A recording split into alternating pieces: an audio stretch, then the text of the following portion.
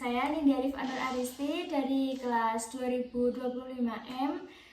Di sini saya ingin memenuhi syarat tugas pendidikan budi pekerti dan ingin mewawancarai Bu Uut dari SDN 22. Silakan. Ya. Baik, Assalamualaikum warahmatullahi wabarakatuh. Perkenalkan, saya Ibu Uut Fitriani SPD dari SD Negeri Utara 2 Sugiwaras, Kabupaten Bojonegoro. Saat ini saya mengajar di kelas 6 gitu. Izin bertanya ya Bu. Ya.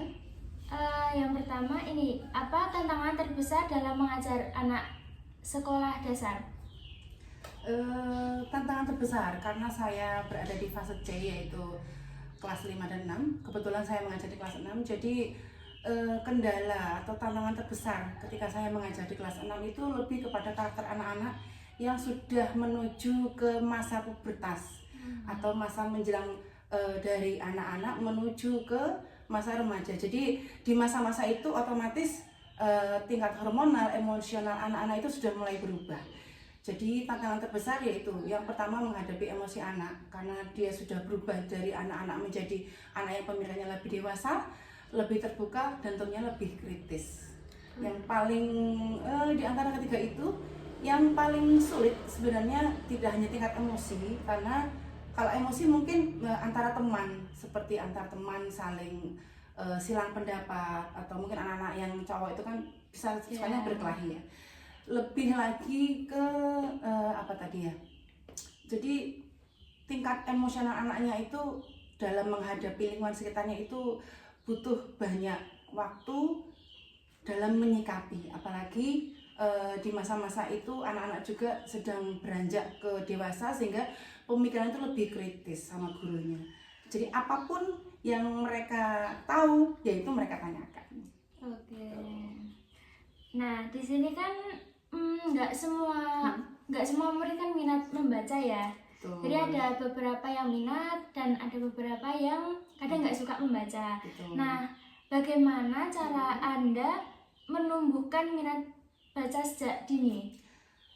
Menumbuhkan minat baca sejak dini tentu kita lakukan sebelum masuk ke SD. Tentu itu sudah dulu direncanakan oleh pihak jenjang sekolah sebelumnya hingga ke SD. Kalau sudah di SD itu mulai dari kelas 1 memang di sekolah kami itu selalu diadakan literasi di pagi hari, yaitu membaca minimal 10-15 menit setiap hari. Entah yang dibaca itu bisa buku-buku dari perpustakaan, baik buku cerita atau buku-buku pengetahuan seperti buku bacaan yang ada di buku-buku paket misalnya, atau di AKS, tergantung apa yang diinginkan ketika pembelajaran itu oleh guru wali kelasnya.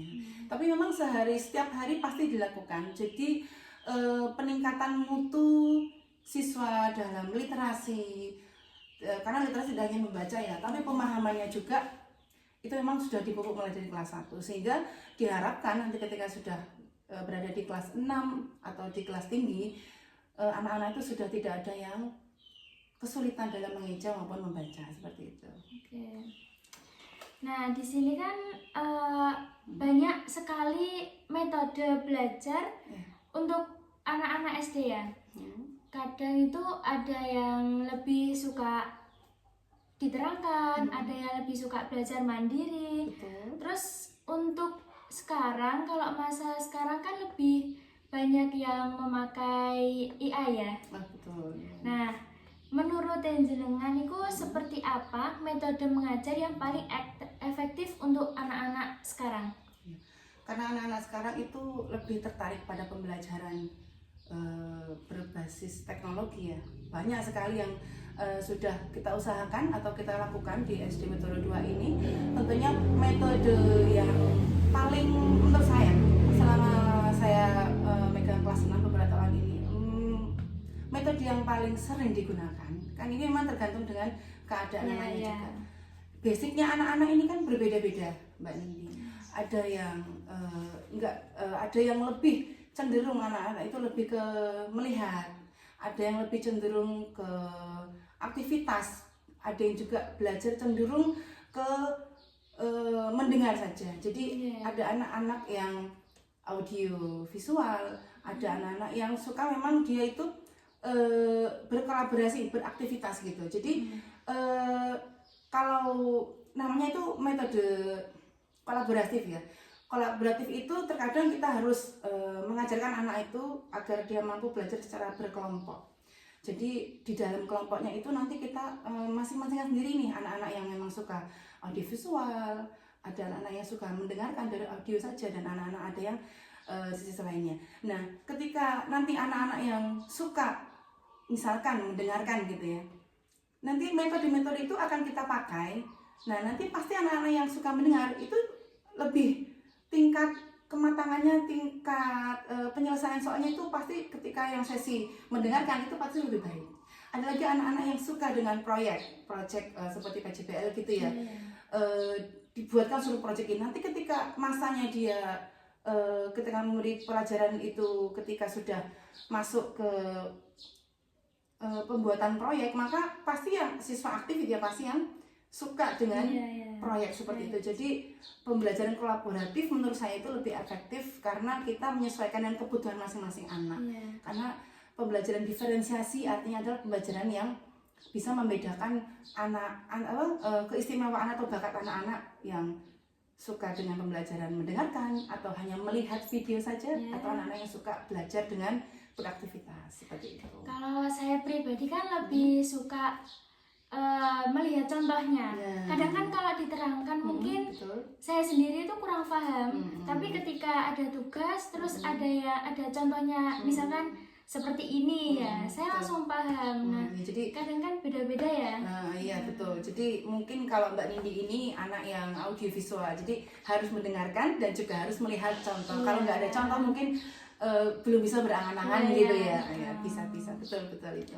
Terus selanjutnya jelas ya ada perbedaan dari zaman dulu sama zaman sekarang. Betul. Zaman dulu kan masih belum ada AI. Betul.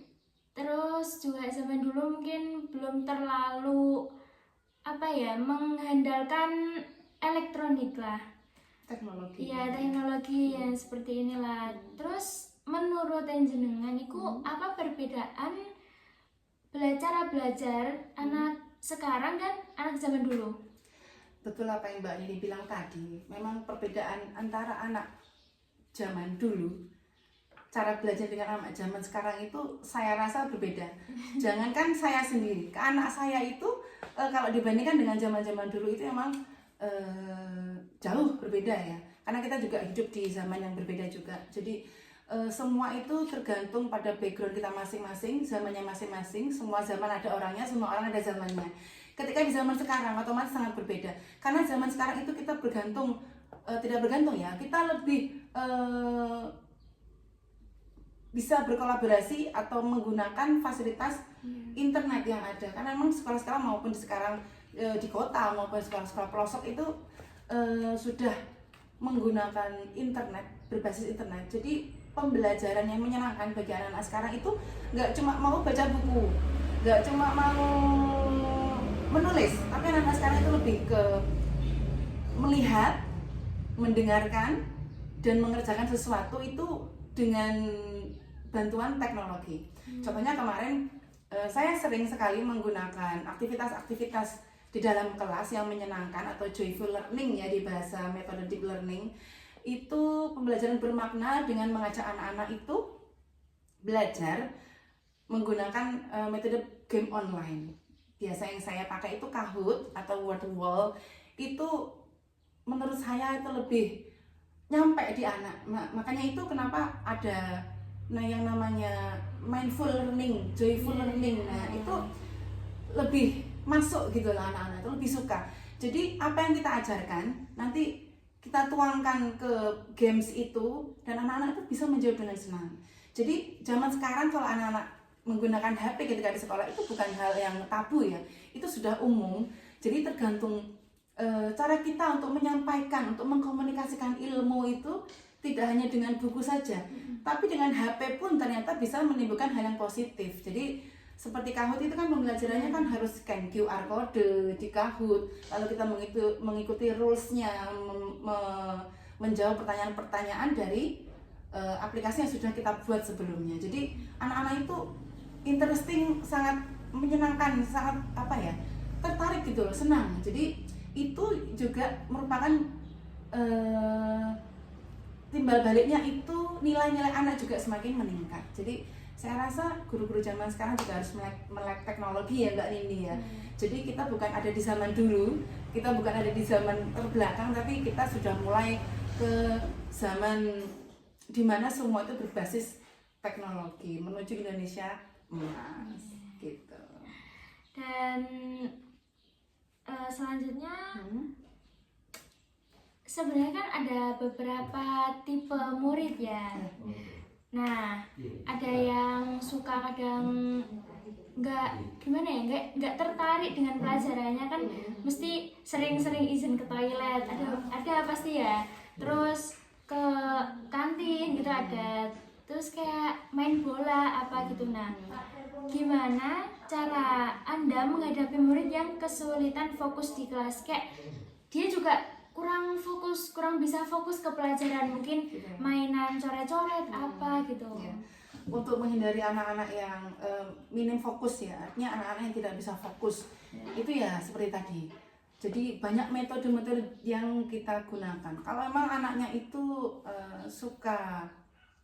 anak yang suka bermain atau beraktivitas sambil belajar, otomatis kita juga harus menyediakan media pembelajaran, bahan ajar yang berhubungan dengan aktivitas, menggunakan aktivitas, lebih mengutamakan kreativitas anak-anak. Itu pasti anak-anak yang awalnya nggak fokus, pasti dia semakin fokus. Kalau maupun anak yang kurang fokus itu basicnya dia adalah anak audiovisual, maka kita juga harus menyediakan media ajar, bahan ajar yang berkaitan dengan teknologi yang memfokuskan anak-anak itu pada audio dan visual. Misalkan kita pakai penggunaan proyektor atau smart TV. Alhamdulillah di Udara juga sudah ada smart TV. Jadi memang teknologi atau apapun media yang kita punya di sekolah itu juga sebagai penentu peningkatan mutu pendidikan dan pelajaran itu juga pasti gitu. Jadi fokusnya anak-anak itu ya kita kembali lagi bergantung kepada permasalahan basicnya dia itu apa. Apakah anak ini basicnya anak yang audiovisual atau anak-anak yang suka melakukan misalnya proyek atau dan lain sebagainya, beraktivitas gitu maksudnya. Berarti nggak bisa harus semua sama gitu ya? Nggak bisa, itu makanya ada metode diferensiasi kan seperti itu. Jadi kalau kita memaksakan di satu metode, otomatis anak-anak yang punya basic lain itu pasti akan tertinggal. Jadi seperti itu. Sekian podcast dari saya dan juga Bu Uut. Terima kasih. Saya akhiri. Wassalamualaikum warahmatullahi wabarakatuh. Waalaikumsalam warahmatullahi wabarakatuh.